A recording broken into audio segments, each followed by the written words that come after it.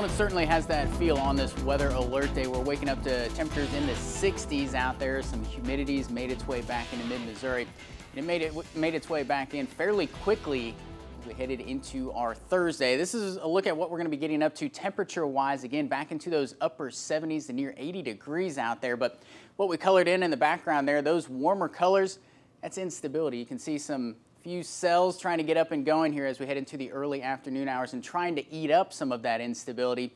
Here's the latest look at future track. Again, still continuing to pin down exactly how this is going to unfold later this afternoon. But by this afternoon, what we think is going to happen is there's going to be a few storms that get up and going out ahead of this main line that we're going to be tracking later on tonight. But future tracks developing those just outside of the viewing area, think that those are just as easy to develop into the viewing area itself. But as we head into the evening, into the late night hours, by about 9 and 10 o'clock, you'll still continue to track some of these storms, but that'll congeal into that line by about 9 and 10 o'clock tonight, and then it'll start to push off toward the south and east. That's where the better bet is going to be with some of this severe weather later on tonight, those damaging straight line winds. But again, those cells that get up and going out ahead of that are going to be posing a little bit of a different risk here across mid-Missouri. By about 2 o'clock, again, still continuing to march off toward the south and east.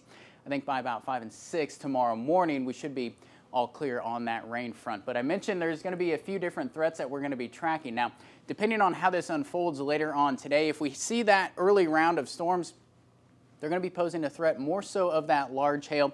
And again, that tornado threat is going to be with that early round as well. Later on tonight, it's primarily just going to be that damaging straight line winds. I wouldn't expect a whole lot in the way of some hail development, but that tornado threat is going to be with that late round as well. But again, just a brief spin up is all we're expecting if we see anything at all later on tonight. The other threat that we're going to be tracking into tomorrow morning is that flash flooding potential.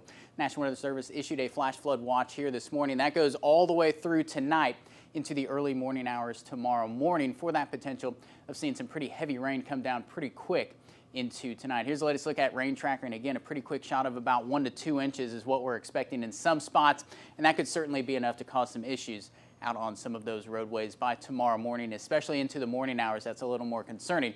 Looking at that 7-day forecast, again, we're trimming up some of these rain chances by Friday. It looks like we're trending drier to close out the work week. Unfortunately, though, still got another round of showers and thunderstorms headed our direction on Saturday before we finally settle things down. It looks like once and for all, at least for a couple of days, to start out next work week.